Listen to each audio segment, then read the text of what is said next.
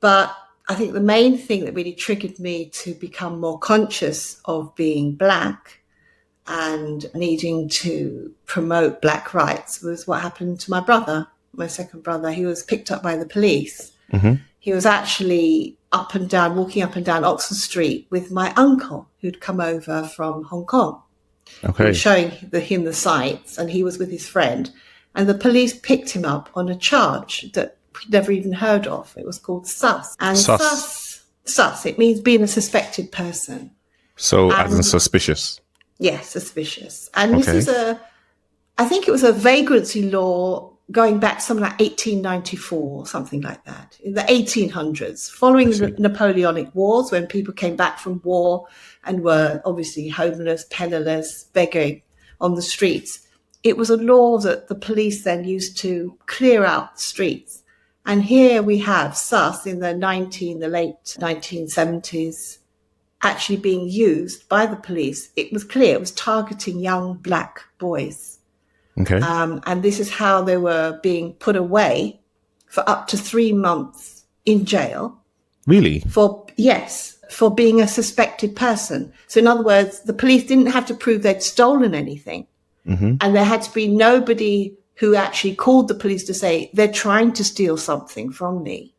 They could just pick them up and say they look suspicious. We saw them dipping in and out of women's handbags, or we saw them, furtively moving around there, and they would be sent down. And this was the beginning of criminalization of young people in this country. So I'm just trying to understand. So when you say picked up by the police, you just meant like the police showed up randomly, said, we're picking you up on sus, and took him to jail. That's it? Yes. Interesting. No, shocking. Wow. It's not interesting, it's shocking. Yeah. There was even a thing where young Black people were picked up being equipped to steal. That means they had a bomber jacket on, mm-hmm. they had a gym bag, and they had running shoes. And their offensive weapon was an Afro comb. I see.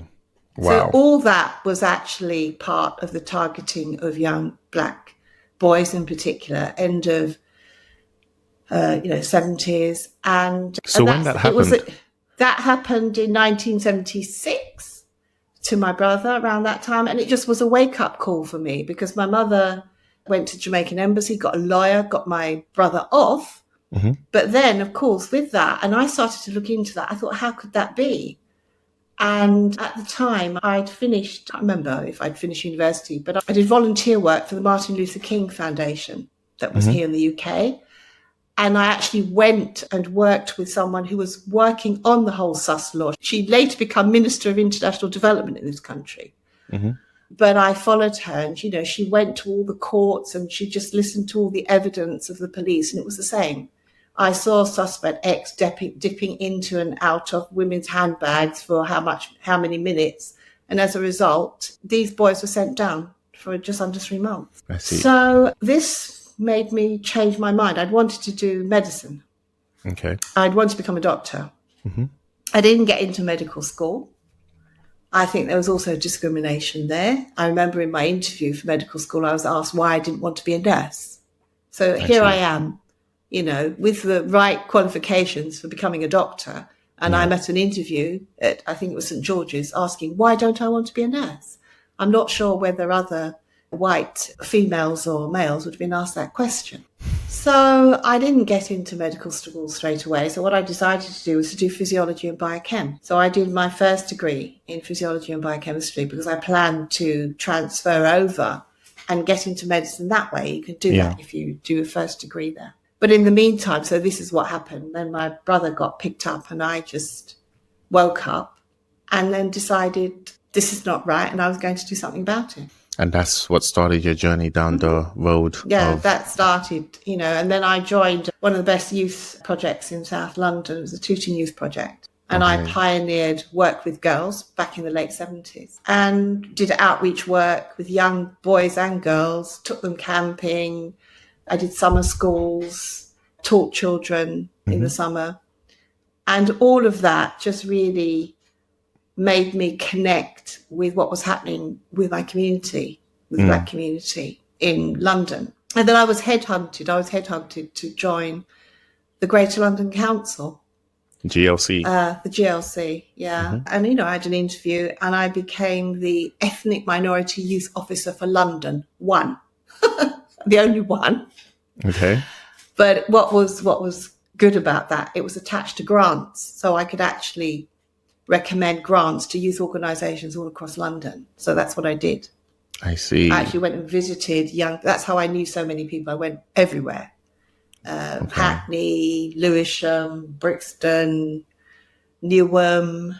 Yeah, recommending grants to young Black and Asian groups. Speaking of Black and Asian, actually, it's a very interesting thing because you said something in the beginning that I'm sure the listeners may have picked up on, which is that your uncle came from Hong Kong, and for those who are listening, would you like to just talk a little bit more about your identity? Like, apart from being Black and being Jamaican, what other identities do you hold?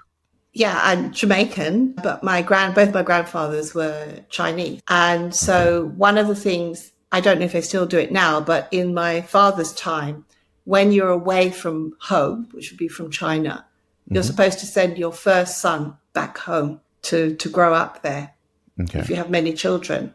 So he was sent back. My uncle was sent back to China, to then Hong Kong, which I think at that time, was owned by Britain still. And he did extremely well. He became a top Hong Kong banker. Oh, wow. Yeah. And you're Chinese as part of your identity, but you're also Black, you're also Jamaican.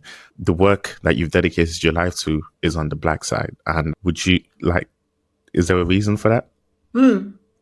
Because as I was growing up, I wasn't being ridiculed or getting racist name calling, or people weren't reacting towards me in a negative way because of my Chinese heritage. Yeah. They were acting towards me because of my African heritage. I see. So I decided if I was to make an impact, and my brother wasn't picked up because he looked slightly Chinese. He was picked up because he was Black. So I decided I have to make a decision. So I did. So I decided that's who I'm advocating for. And it has changed from being Black to being more of a Pan-Africanist or a global African. Yeah. Because all Black people, and in fact the whole world, the mother of civilization of all ethnic identities, saying come from Africa. So yes, I made the change when I lived in Germany and was connecting with African students from all over the continent. When you lived in Germany? Yeah. Yes, we haven't even gotten to that part of the story yet.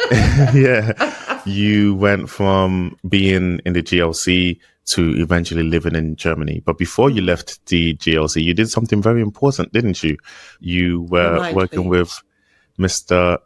Achebe Adaisebo. Oh, yes. Right. So you can tell us a little bit about that. How did that happen? Yeah, he was part of the team. It was a time of what was called by other outsiders of municipal socialism, apparently, the GLC, under Ken Livingstone, who was the mayor then. And so there was the Ethnic Minorities Unit, and we were giving out grants to Black organisations, to women's organisations, to any group that had been disenfranchised or excluded from the normal process. And so it was a time when everybody and everybody came down to the GLC. And we had a migrants and refugee team. And Adai was an African migrant, but he was also very Pan-Africanist. And so when he came up with the idea, it was his idea, about... and what is this idea, actually? Because we haven't mentioned it yet. So the idea first was celebrating the 25th anniversary of the OAU. This is the founder of the OAU is Organisation for African Unity. Okay. This was a precursor organisation before the AU, before the African Union. Okay. So it was 25 years celebration and also 25 years of Marcus Garvey anniversary.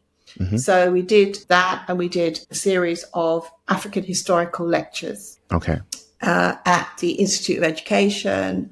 We had Dr. John Henry Clark, we had Ivan van Sertima, we had Francis Cresswell-Singh, we had a series of prominent, mainly African-American, but obviously Ivan van Sertima is I think he was from Cameroon or French-speaking Africa.